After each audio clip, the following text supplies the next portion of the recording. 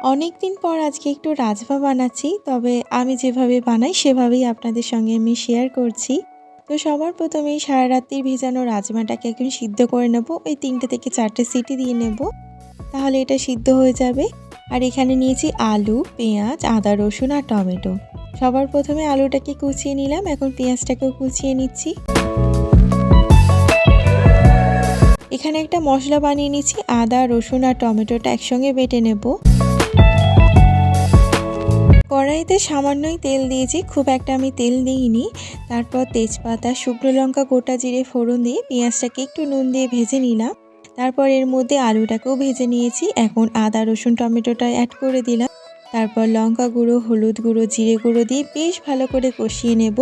এখন এর মধ্যে সিদ্ধ করা রাজমাটাকে অ্যাড করে দিলাম। পরিমাণ মতন জল দিয়ে সিদ্ধ করে নিলেই তৈরি আমাদের রাজমা। সাথে নিয়েছি গরম গরম দুটো পরোটা।